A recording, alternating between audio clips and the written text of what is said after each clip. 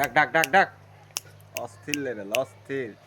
আপনারা দেখতে পাচ্ছেন খুবই সুন্দরভাবে ঘুঘু থাকে। ঘুঘু ঘুরে দিলেই ঘাড়ত আসে, ঘাড়ত চলে এসেছে।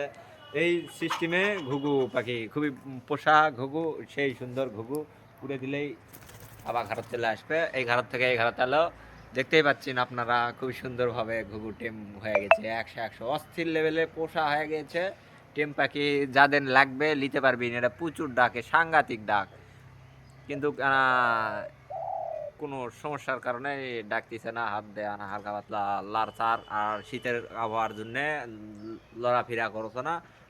আর সুতা দিয়ে থুছি, কারণ আমার সময় খুবই কম হয়, এই জন্যে আপনারা দেখতে পাচ্ছেন সুতা দেওয়ার কারণ। নাসা সমস্যা নাই। এই ঘুঘু পাখিকে ঘুরে দিলেও আবার চলে আসবে ঘরত, একদম পোষা, সমস্যা নাই। এই আপনারা তো দেখতেই পাচ্ছেন, এটা থোয়া হয়েছে, উড়ে দিলেই চলে আসবে। এই মাথা তুটেছে ঘুঘু, এই চলে আসছে আমার কান্দ। এর থেকে আপনাকে কি বলে বুঝাতে পারবো?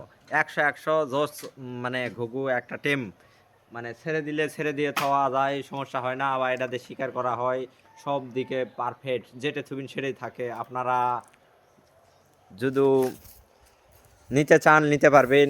খুবই পোষা ঘুঘু, এই 100 কাঁধে বসে থাকবে, অল বাংলাদেশ ঘুরে বেড়ান পারবেন, কোনো সমস্যা নাই। আর শিকারি করতে পারবেন, আপনারা সব দিক দিয়ে পারফেক্ট। এটার ডাক দেখাবো নি, আমার কাছেই থাকলে এইরকম করলেই ডাকে, প্রচুর ডাকে। কি কারণে বান আনা ডাকতে আনা সমস্যা হইতেছে, আপনাদের পরবর্তী ভিডিও দিয়ে দেখাবো নি। আপনারা ভালো থাকবেন। আসসালামু আলাইকুম।